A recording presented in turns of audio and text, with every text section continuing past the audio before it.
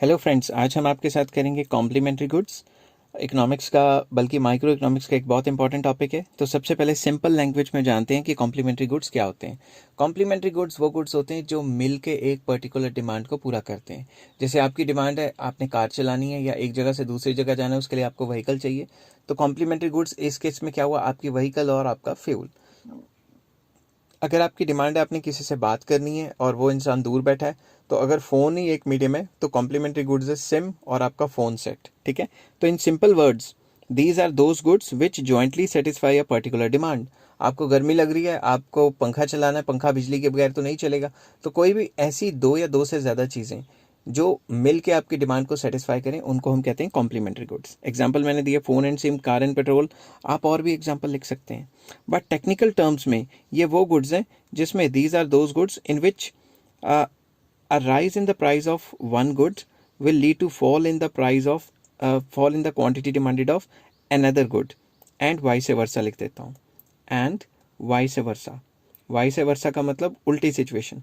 तो ये technical terms क्या कहती हैं? टेक्निकल टर्म्स कहती हैं कि ये वो गुड्स हैं जिसमें एक के प्राइस और दूसरे की डिमांड में नेगेटिव रिलेशन है। फॉर एग्जांपल, मैं यहाँ लिखता हूँ प्राइस ऑफ पेट्रोल और यहाँ लिखता हूँ क्वांटिटी डिमांडेड फॉर कार।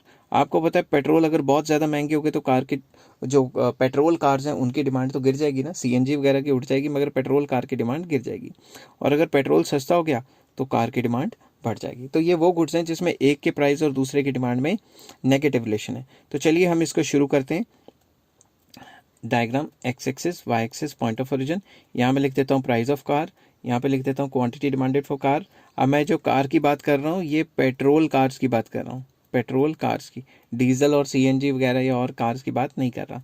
तो मान लो पेट्रोल कार का प्राइस ये है और कार की क्वांटिटी डिमांडेड ये है। तो कार की जो नॉर्मल डिमांड कर्व है, यार ये डिमांड कर्व सरफेस फ्लैट नहीं है ना, इसलिए सही नहीं बन पा रही। ये है डिमांड कर्व। ठीक है। अब मान लो पेट्रोल हो गया है सस्ता, तो जो कि बहुत मुश्किल है, सस्ता तो होता नहीं, आपको पता है गवर्नमेंट ही टैक्स लेती रहती है। पेट्रोल के रेट डबल कर दिए टैक्स लगा लगा के। ठीक है। तो अगर पेट्रोल लेट सस्ता हो गया तो कार के प्राइसेस उतने के उतने ही रहे तो डिमांड कार की बढ़ जाएगी। ये हो गया Q1 तक। तो नई डिमांड का अगर हम बनाने की कोशिश करें तो वो ये होएगी, आप कोशिश करना आपसे पैरेलल बन जाए। ठीक है।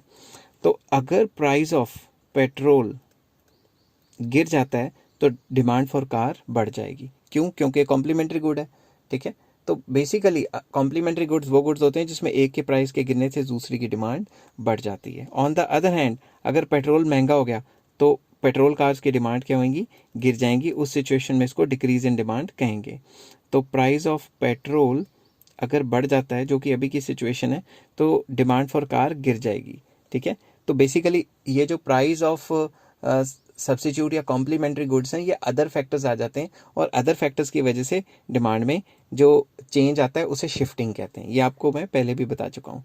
तो अगर आपको अच्छी तरीके से समझ आया तो please like, share and subscribe.